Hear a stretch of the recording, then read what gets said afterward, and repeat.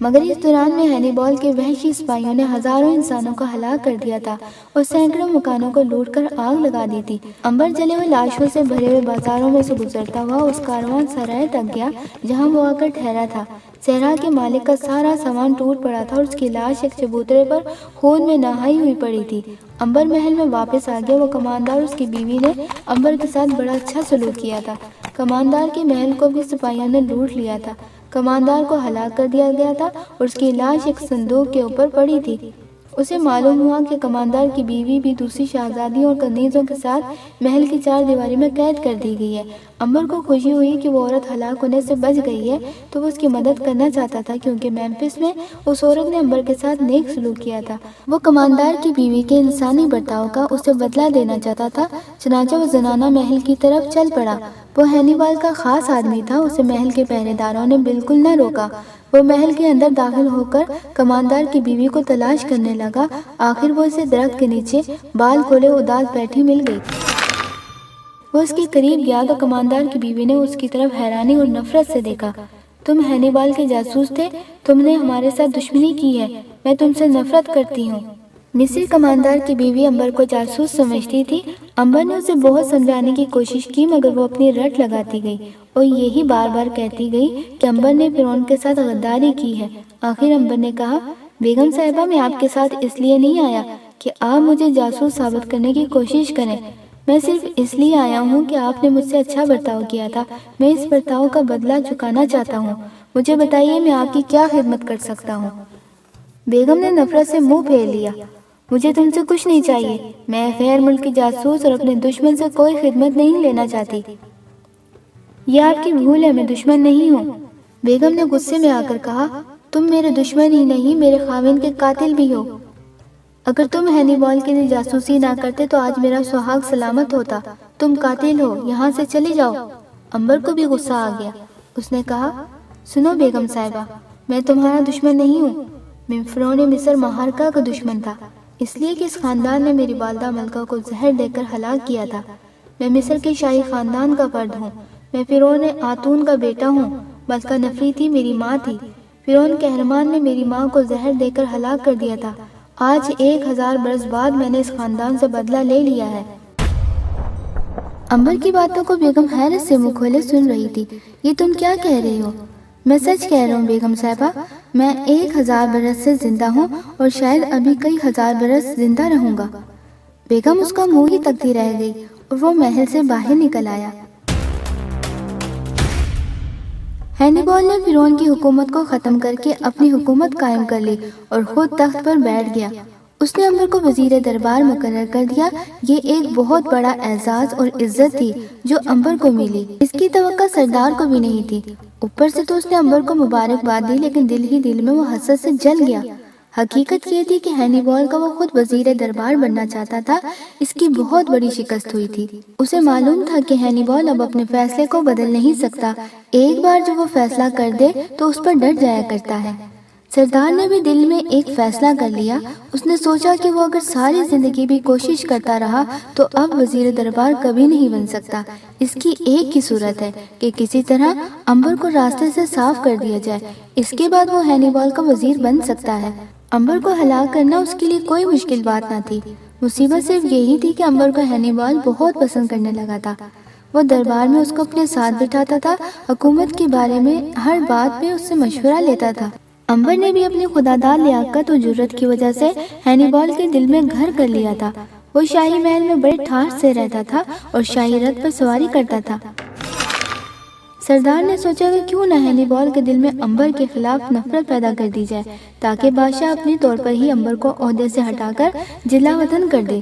سردار نے اپنے خطرناک منصوبے پر سوچنا شروع کر دیا۔ اس نے کئی تدبیریں سوچی، آخر ایک تدبیر اسے پسند آ گئی۔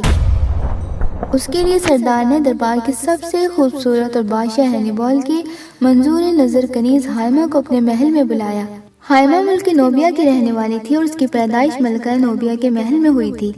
وہ دربار کی سازشوں اور جوڑ توڑ سے پوری طرح واقف تھی۔ سردار نے اسے بلایا تو وہ سمجھ گئی کہ ضرور سردار اسے کوئی خاص اور خطرناک کام دینا چاہتا ہے۔ وہ شام کے وقت سردار کے محل میں سیاہ لبادہ اوڑھے داخل ہو گئی۔ سردار اسے لے کر محل کے اوپر والے چوبارے میں لے گیا۔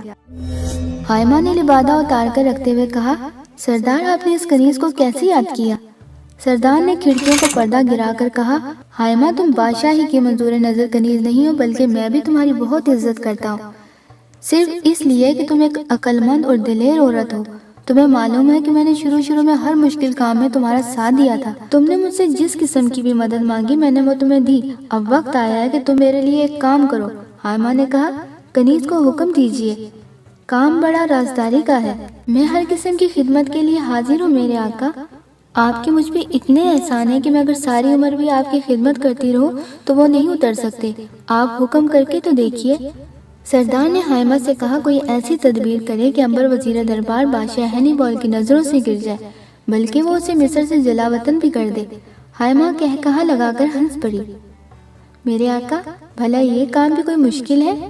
میں ایسا چکر چلاؤں گی کہ آپ بھی حیران رہ جائیں گی، بلکہ اگر آپ کہیں تو میں عنبر کا سر قلم کروا دوں۔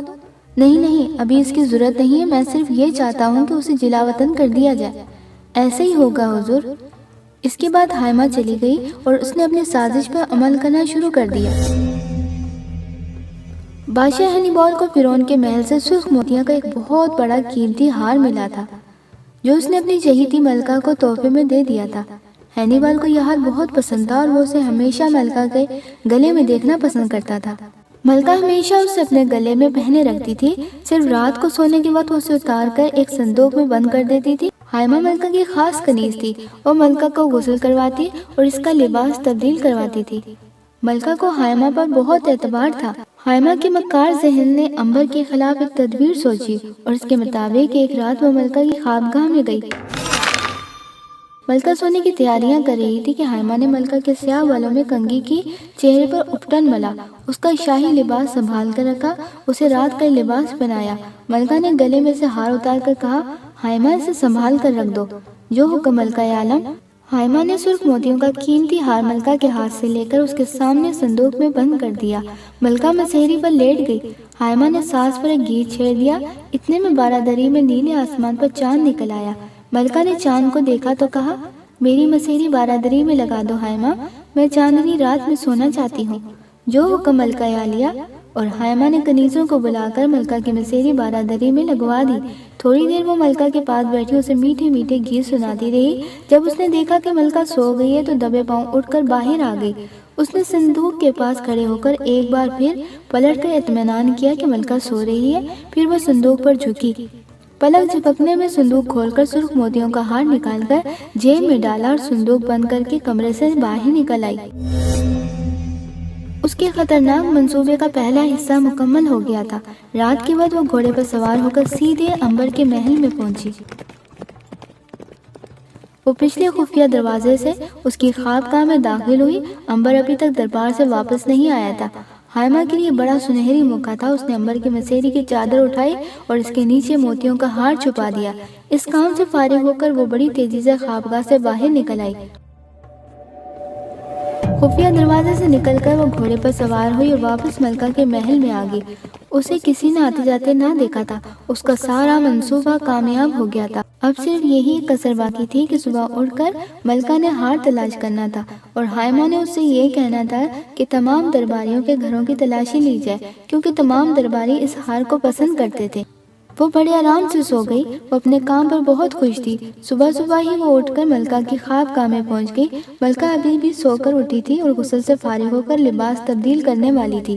حائمہ نے ملکہ کا لباس تبدیل کروا دیا، اس کے بال بنائے، اس کا بناؤ سنگار کیا اور پھر سرخ ہار صندوق میں سے نکالنے کے لیے ہاتھ آگے بڑھایا تو چیخ مار کر بولی، ملکہ عالیہ ہار چوری ہو گیا۔ اب ادھر کی بھی سنیے۔ آدھی رات کو دربار سے عنبر گھر واپس آیا تو بے حد تھکا ہوا تھا۔ وہ غسل کرنے کے بعد اپنی مسہری کی طرف آیا تو اچانک اسے مسہری کی چادر کچھ میلی سی محسوس ہوئی۔ اس نے حبشی غلام کو آواز دی، زمرد۔ حبشی غلام حاضر ہوا تو اس نے کہا، مسہری کی چادر بدل دو۔ غلام نے ادب سے سر جھکایا اور مسہری پر سے چادر الٹ دی۔ چادر کا ہٹنا تھا کہ نیچے سرخ موتیوں کا ہار شمعدان کی روشنی میں چمکنے لگا۔ عنبر حیرت زدہ ہو کر رہ گیا، یہ ہار یہ کیسے آ گیا؟ حبشی غلام بھی پریشان سا ہو گیا۔ अंबर को यूं महसूस हुआ जैसे उसके खिलाफ कोई साजिश की जा रही है। उसने फौरन सुर्ख मोतियों का हार पलंग पर से उठाकर जेब में रखा, बाहर निकलकर घोड़े पर सवार हुआ और उसे सर पर दौड़ाता बादशाह हैनिबल के महल में पहुंच गया। बादशाह दरबार से वापस आकर सोने की तैयारियां कर रहा था कि गुलाम ने झुककर अर्ज की, वजीर दरबार शर्फ मुलाकात के ख्वाहिशमंद हैं। बादशाह ने कहा, लेकिन अभी अभी तो वो मुझसे मिलकर गए हैं। आलमपना, वो कोई जरूरी बात गोई गुजार करना चाहते हैं। ठीक है, उन्हें अंदर बुलाओ। अंबर ने बादशाह की शाही ख्वाबगाह में दाखिल होकर झुक कर सलाम किया और मोतियों का सुर्ख हार बादशाह की खिदमत में पेश कर दिया।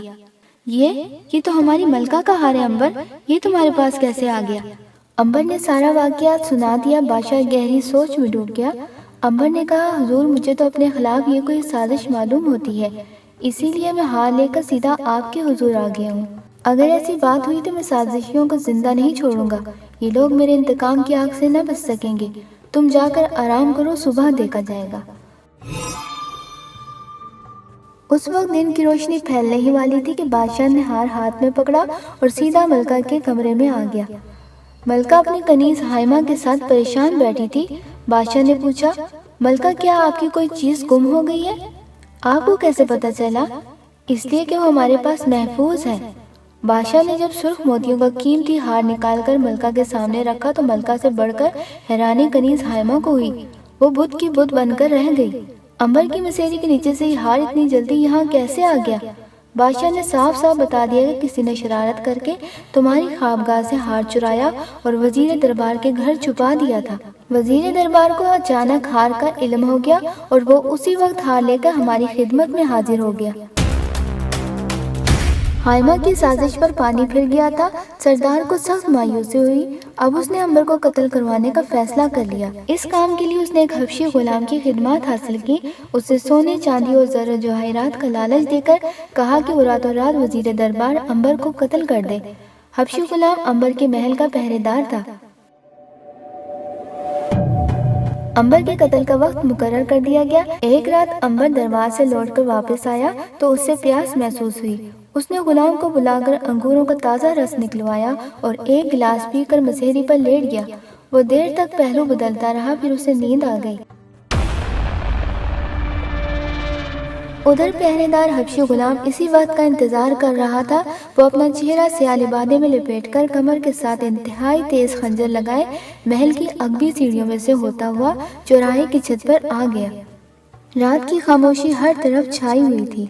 हबशी ने चुबारे की छत पर से अंबर की छत पर छलांग लगा दी। उसकी धमक अंबर ने बिल्कुल महसूस न की क्योंकि वो गहरी नींद सो रहा था। हबशी दबे पांव नीचे दालान में उतरा। अब वो ख्वाबगाह में दाखिल होने का मौका तलाश कर रहा था जो जल्द ही उसे मिल गया था।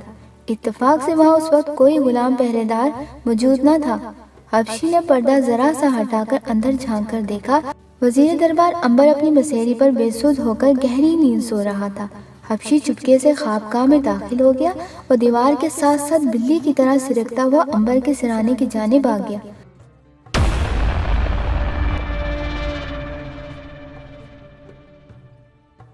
वो बड़ी गहरी निगाहों से सांस रोके अंबर को गौर से तकने लगा।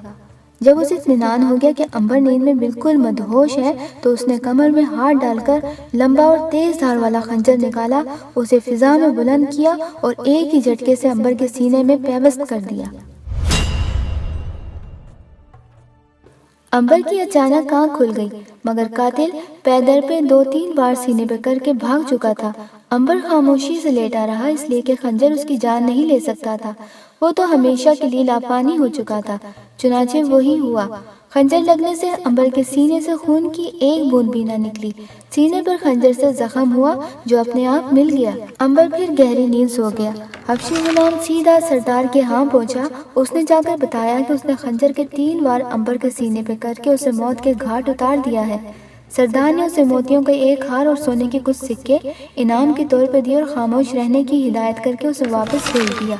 हबशी गुलाम ने वापस अपने घर आकर कमर में से खंजर निकालकर उसे धोकर साफ करना चाहा तो वो ये देखकर ताज्जुब में आ गया कि खंजर पर खून का मामूली सा निशान भी नहीं था। इसने सोचा कि शायद खून उसके कपड़ों के साथ रगड़कर मिट गया है। उसने अपने कपड़े देखे, वहाँ भी खून का कोई धब्बा तक ना था। वो कुछ ना समझ सका कि असल मामला क्या है। بہرحال اس نے پانی سے خنجر کو صاف کیا اور سو گیا۔ صبح دن نکلا تو سردار سب سے پہلے دربار میں آ گیا۔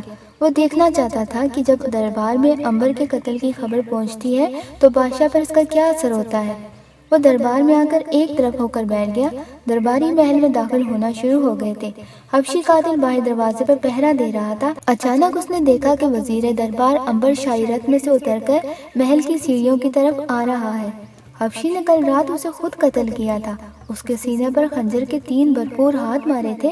اگر وہ مرا نہیں تھا تو کم از کم زخمی ہی ہوا ہوتا، مگر وہ روز کی طرح چاقو چوبند چلا آ رہا تھا۔ جب وہ حبشی کے قریب سے گزرا تو حبشی کو غش آ گیا۔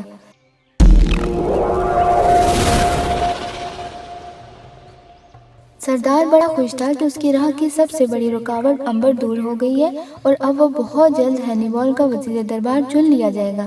لیکن یکایک عنبر کو شاہی لباس میں اپنے سامنے دیکھ کر اس پر سکتے کا سا عالم طاری ہو گیا۔ اسے حبشی نے یقین دلایا تھا کہ عنبر مر چکا ہے اور اس نے خود اسے 3 وار کر کے ہلاک کیا ہے۔ وہ یہی کچھ سوچ رہا تھا کہ عنبر نے آگے بڑھ کر سردار سے ہاتھ ملایا۔ صبح بخیر سردار۔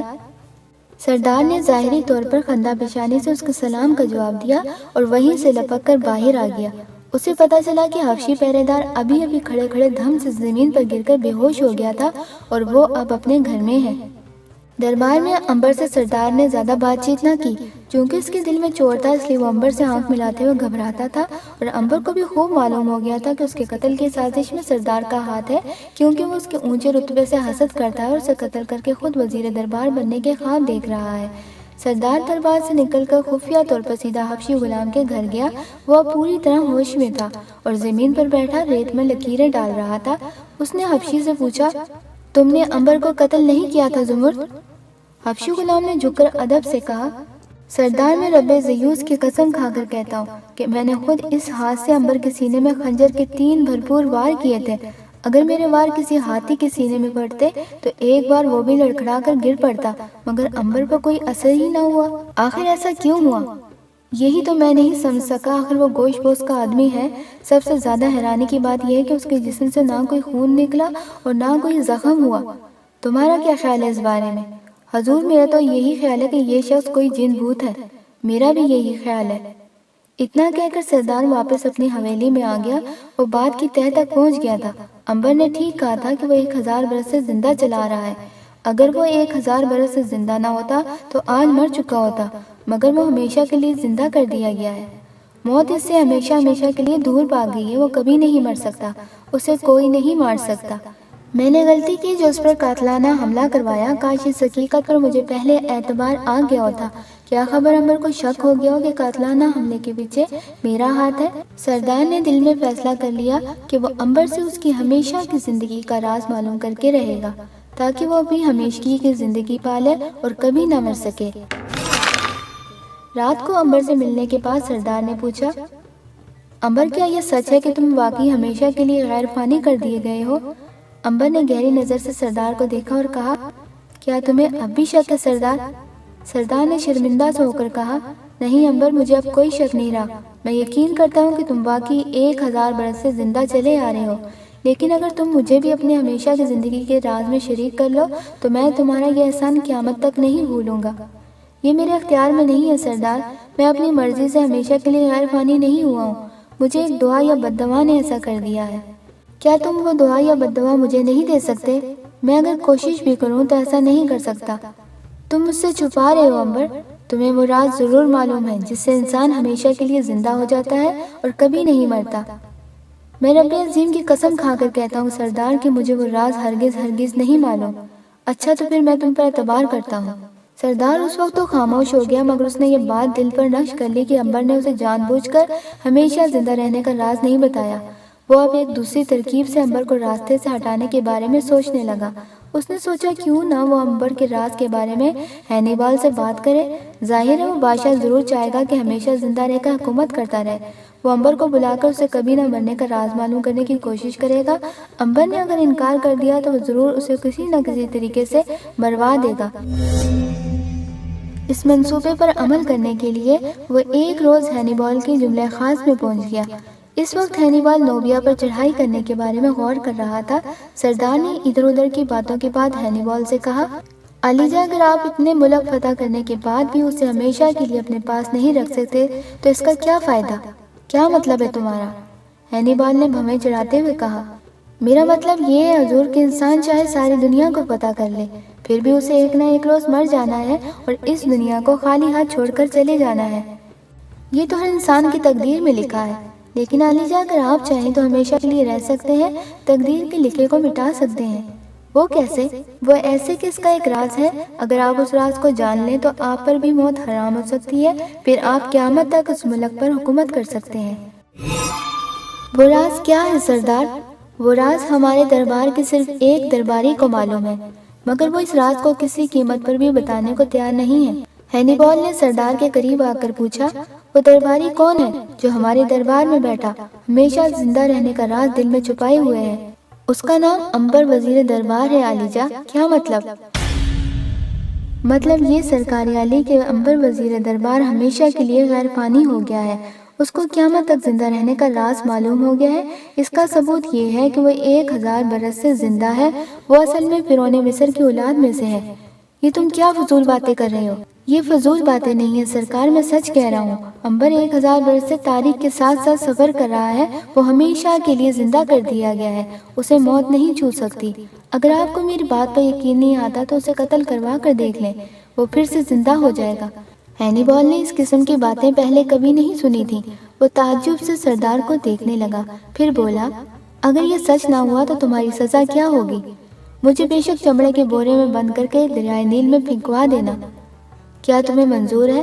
منظور ہے علیجا۔ ٹھیک ہے، ہم ابھی اس کا فیصلہ کیے دیتے ہیں۔ بادشاہ نے فوراً وزیر دربار امبر کو طلب کر لیا۔